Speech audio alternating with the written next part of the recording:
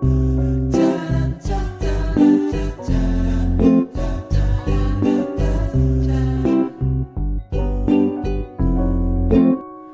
Friends, welcome back to Snehakkoodu.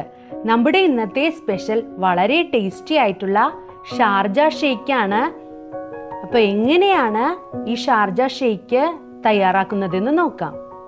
വളരെ tasty ആയിട്ടുള്ള Sharjah shake തയ്യാറാക്കുവാൻ ആവശ്യമായിട്ടുള്ള ഇൻഗ്രീഡിയൻസ്: 1/2 ലിറ്റർ പാല് ഇതുപോലെ ഒന്ന് സെറ്റാക്കി എടുക്കണം.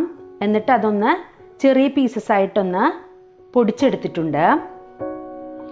3 ഞാലിപ്പൂവൻ പഴം ഇതുപോലെ ചെറിയ പീസസ് ആയിട്ട് കട്ട് ചെയ്തെടുത്തിട്ടുണ്ട്.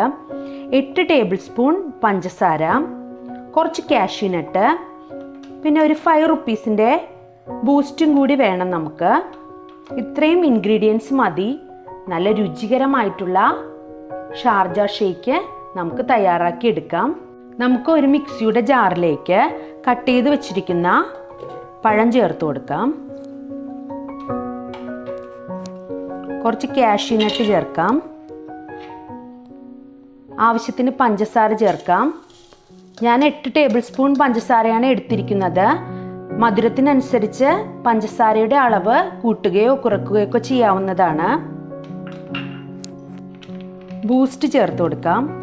ബൂസ്റ്റ് ചേർക്കുമ്പോഴാണ് നല്ല പെർഫെക്റ്റ് ടേസ്റ്റ് കിട്ടുന്നത്.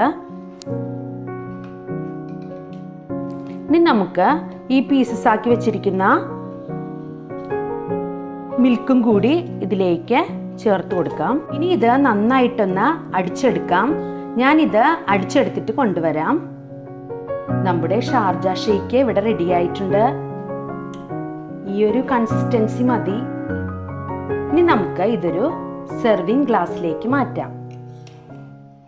വളരെ ടേസ്റ്റി ആയിട്ടുള്ള ഷാർജ ഷേക്ക് ഇവിടെ തയ്യാറായിട്ടുണ്ട്. 5 മിനിറ്റ് പോലും വേണ്ട ഇത് തയ്യാറാക്കി എടുക്കാൻ. കുട്ടികൾക്കും മുതിർന്നവർക്കും ഒരുപോലെ ഇഷ്ടപ്പെടുന്ന നല്ലൊരു ഷാർജ ഷേക്കാണ്. അപ്പം നിങ്ങളെല്ലാവരും തീർച്ചയായും ട്രൈ ചെയ്ത് നോക്കണം. ഫീഡ്ബാക്ക്സ് അറിയിക്കണം. താങ്ക്